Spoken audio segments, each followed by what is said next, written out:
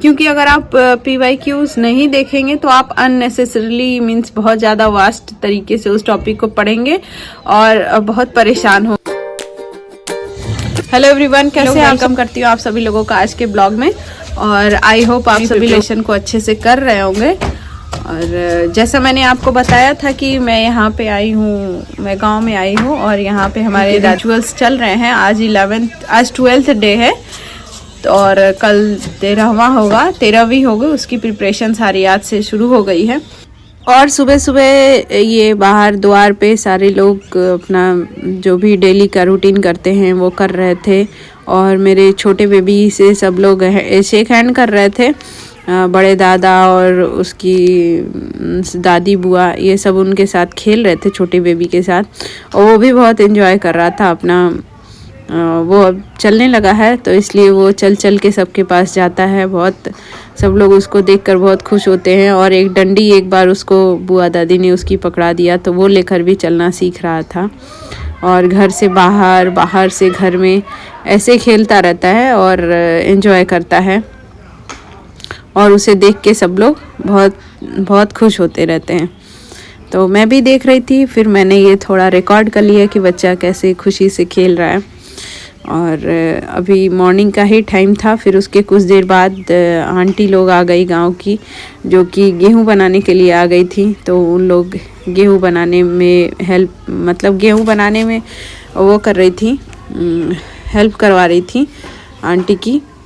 तो उन लोग ने सारा गेहूं बनाया क्योंकि इधर धूप निकल नहीं रही है और हमें इसे चक्की में भेजना था ताकि आटा चाहिए 13वीं के लिए। तो आंटी लोगों ने उसे साफ़ किया गेहूं को और मैंने उसे भी थोड़ा रिकॉर्ड कर लिया था। फिर मैं उसके बाद छत पे आ गई अपना वीडियो रिकॉर्ड करने के लिए। से मेरी पढ़ाई थोड़ी डिस्टर्ब हो गई है, मतलब उतना जितना आर्ट्स में पहले पढ़ रही थी घर पे उतना नहीं पढ़ पा रही हूँ। बहुत ही मीन्स कम टाइम मिल पा रहा है। फिर भी हमें एक भी दिन का गैप नहीं करना है, हमें अपनी स्टडी को तो कंटिन्यू रखना ही है। तो आज हम डिस्कस करने वाले हैं कि जितने भी लोग न्यू हैं, जो कि न्यू एस्पिरेंट्स हैं, इसमें तो मोस्टली न्यू एस्पिरेंट्स नहीं होंगे क्योंकि सारे ही जो 2022 में फॉर्म फिल किए हैं वो लोग इसमें बैठ रहे हैं। तो वो लोग ज़रूर ही अभी तक कोई ना कोई एग्ज़ाम दे रहे होंगे या दे चुके होंगे या प्रिपरेशन ऑलरेडी कर रहे होंगे।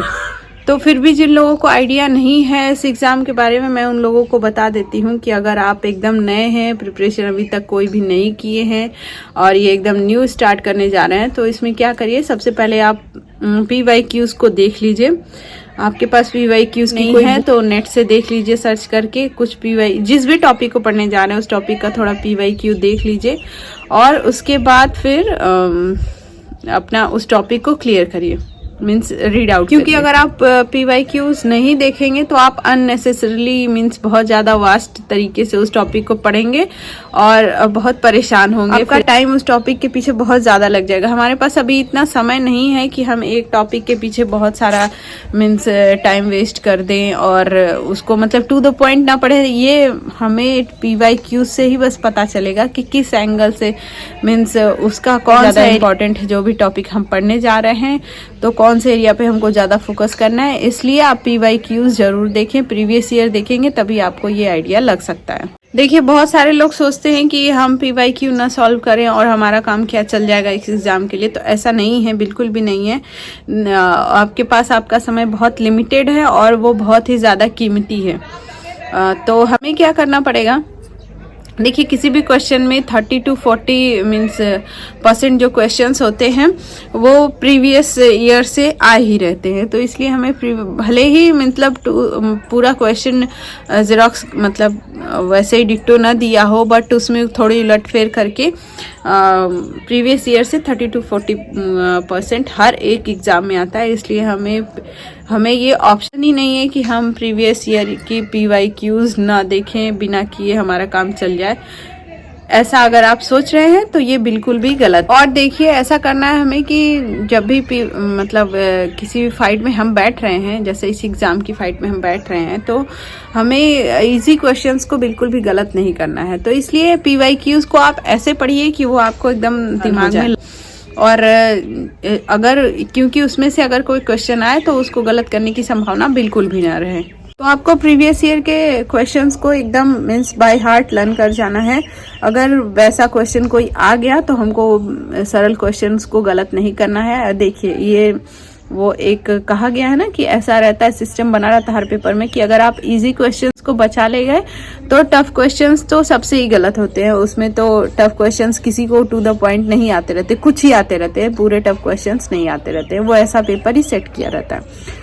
बट इजी क्वेश्चंस सबको आते रहते हैं और सबको आने भी चाहिए जो लोग फाइट में बने रहने चाहते हैं। तो हमें इजी क्वेश्चंस को बचा ले जाना है और टफ क्वेश्चंस को अपने हिसाब से जितना तक हम हल करते हैं उतना तक हमें हल करना है। अब एक और बात है जो कि हमें बहुत सारे मीन्स एस्पिरेंट्स को दिमाग में बनी रहती है कि हमें PYQ सॉल्व कैसे करने हैं। बुक भी ले लिए, सब सारे रिसोर्सेज भी ले लिए हैं, पर उसको सॉल्व कैसे करें। तो आप क्या करिए कि जैसे आप PYQ जब पढ़ रहे हैं तो उसके नीचे एक बॉक्स दिया रहता है, उस बॉक्स में एक्स्ट्रा फैक्ट्स भी दिए रहते हैं। क्या करना है, PYQ पढ़ा, उस एक्स्ट्रा फैक्ट्स को पढ़ा और उसमें जो भी आपको न्यू लग रहा है या इंटरेस्टिंग लग रहा है जो भी फैक्ट, उसको अंडरलाइन कर लिया फर्स्ट टाइम में। फिर सेकंड टाइम में आप बस अंडरलाइन वाले को पढ़ते जाइए। फिर थर्ड टाइम में आप अंडरलाइन वाले में से भी जो भी चीजें आप भूल रहे हैं बस उसको पढ़ लीजिए। ऐसे करके PYQ को पढ़ना है। आप ये यूथ कंपटीशन वाली ले लीजिए या फिर घटना चक्र वाली ले लीजिए, दोनों में इसी तरह से दिया रहता है। पहले क्वेश्चन दिए और उसके बाद उसका एक्सप्लेनेशन दिया रहता है। तो बॉक्स वाला एक्सप्लेनेशन किसी भी कीमत में छोड़ना नहीं है, उसमें अंडरलाइन करके इंपॉर्टेंट चीजों को 2 से 3 बार पढ़ जाना है। और जब शाम मतलब रात हो गई थी तो सब लोग फिर भौरी बनवाने लगे। भौरी आज बाहर बनी थी और मम्मी और चाचा सब लोग मिलकर उसे बनवा रहे थे। रक्षु भी वहीं बैठा हुआ था और एक डॉगी जो मोती है वो भी वहीं बैठा हुआ था। तो फिर सबने भौरी खाई और यही था आज का डेली रूटीन। और जो भी आपको बताना था मैंने बता दिया, उन चीज़ों को फॉलो करिए। तो चलिए मिलते हैं कल, तब तक के लिए बाय बाय, टेक केयर।